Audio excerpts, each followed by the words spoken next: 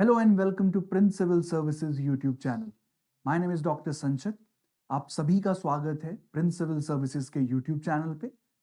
आज की वीडियो का टॉपिक है invasive alien species. This is a very important topic from ecology, environment and biodiversity perspective and ये आपका करंट अफेयर्स में जनरली रहता है। बहुत सारी स्पीशीज हैं जिनको आपका कैटेगराइज किया गया है इन्वेजिव एलियन स्पीशीज में। तो हम इसके बारे में जानेंगे और इस टॉपिक में मल्टीपल टॉपिक्स कवर हो सकते हैं। आपके यूनाइटेड नेशंस के कन्वेंशंस, बहुत सारी स्पीशीज, डेफिनेशन वाइज इंडिया में कौन सी स्पीशीज जो आपका है लेबल हो चुकी हैं, तो उनके बारे में हम पढ़ सकते हैं। तो आइए स्टार्ट करते हैं ये वीडियो को। सबसे पहले व्हाई इन न्यूज।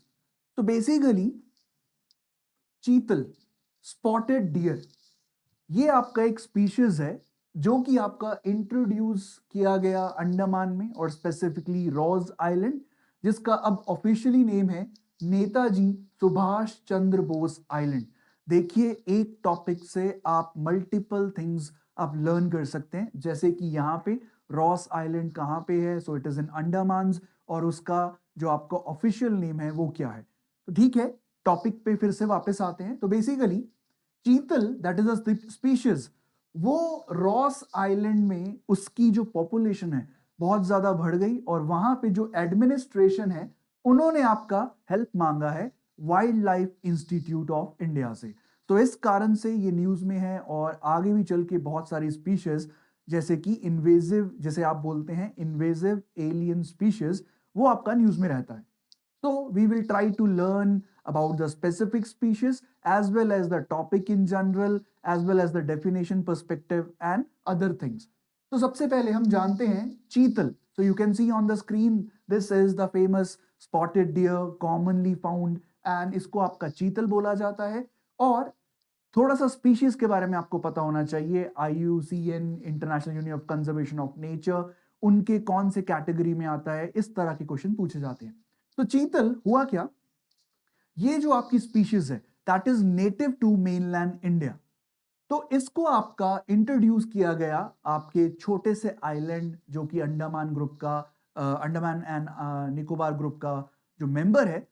तो ब्रिटिश ने इसको इंट्रोड्यूस किया 20th सेंचुरी में, और इस जो स्पीशीज के कोई भी नेचुरल प्रेडिटर्स और उसको वहां पे कोई भी कॉम्पिटिटर नहीं मिला, और इसके चलते उनकी पॉपुलेशन आपका राइज हुआ। और साथ ही साथ this species is also a good swimmer. तो यहां पे आपका चीतल बहुत सारे आइलैंड्स में, because Andaman and Nicobar is a group of islands, छोटे छोटे आइलैंड्स हैं वहां पे, तो वहां पे ये आपका प्रोग्रेस कर गया और बहुत ही जल्दी वहां पे इसकी पॉपुलेशन इंक्रीज हो गई। अब हुआ क्या, अगर आप लास्ट 2 डेकेड्स में देखते हैं तो ये पाया गया स्टडीज में दैट ये जो हर्बीवोरस है, इसका वहां की जो natural flora and fauna, that is the plant and the animal life, वहां पे उसका नेगेटिव इंपैक्ट पड़ रहा है।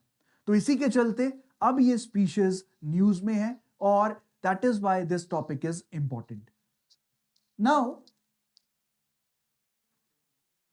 Let's move on.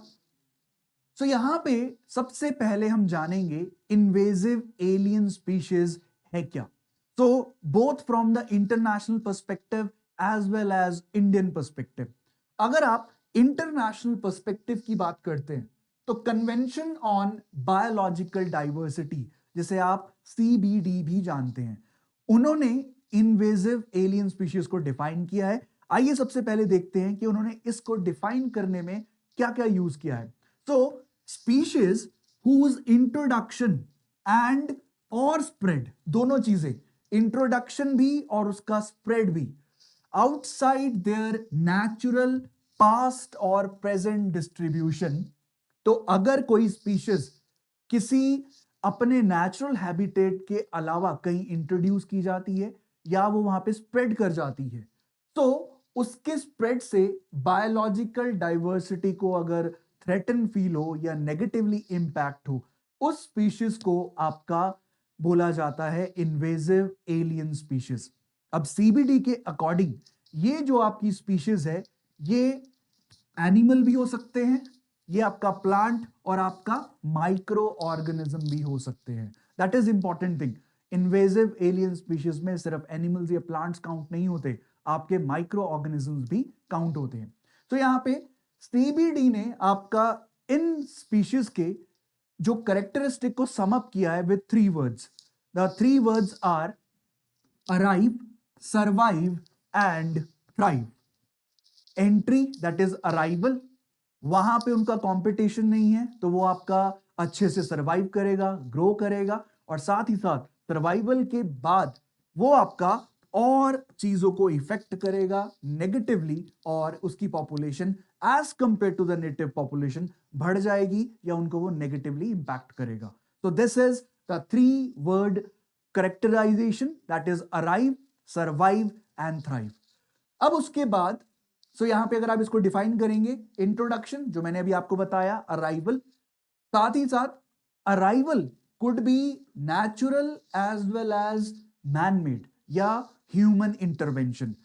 अपने आप से भी नेचुरली भी वो किसी एरिया में एंटर कर सकते हैं, या दूसरी बात ह्यूमन भी आपका इंट्रोड्यूस कर सकते हैं ऐसी स्पीशीज को, जैसे कि हमारा अभी प्रेजेंट स्पीशीज दैट इज चीतल, वो ब्रिटिशर्स ने आपका इंट्रोड्यूस किया था इन दोज आइलैंड्स।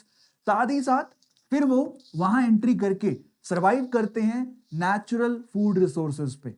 अब उसके बाद दे रिप्रोड्यूस, उनको फेवरेबल कंडीशंस हैं, उनको कोई हंट करने वाला नहीं है, उनको कोई कॉम्पीट करने वाला नहीं है, so they are having the all the positive conditions to grow.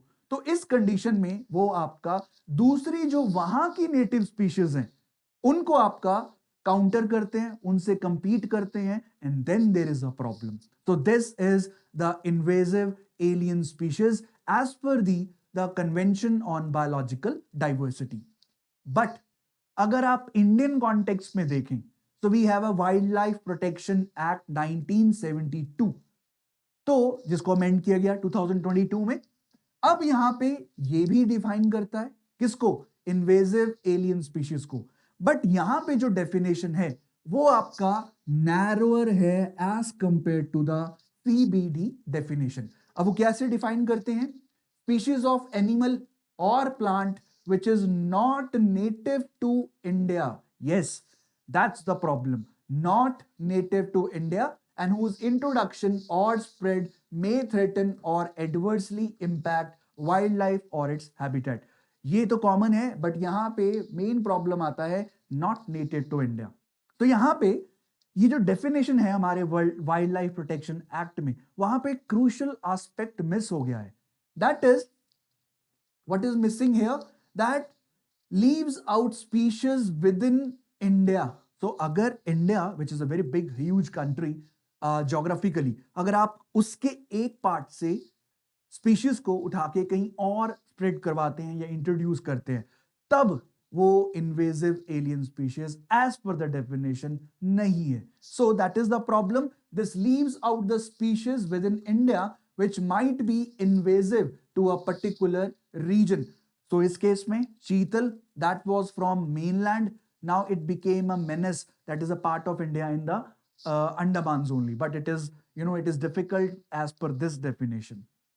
उसके बाद कुछ एग्जाम्पल्स देखते हैं, यहां से आपका भी एमसीक्यू बन सकता है। आपको 3, 4, 5 स्पीशीज के नाम दे दिए जाएंगे और आपसे पूछा जाएगा कि इनमें से कौन सी स्पीशीज आपका एलियन इन्वेजिव एलियन स्पीशीज है। तो यहां पे इंडिया में अगर आप देखें तो यहां पे बहुत सारी फिशेस है, वो आपका इसकी कैटेगरी में डाले गए हैं, जैसे कि African catfish, Nile tilapia, red bellied piranha and alligator gar and turtle species just like red eared slider. तो बहुत सारी स्पीशीज है, जैसे भी आपको कोई न्यूज़पेपर में या कहीं न्यूज में आपको पता चलता है that this has been labelled as invasive species, तो प्लीज आप उसको नोट डाउन करें या उसका ध्यान से आप पढ़ भी सकते हैं।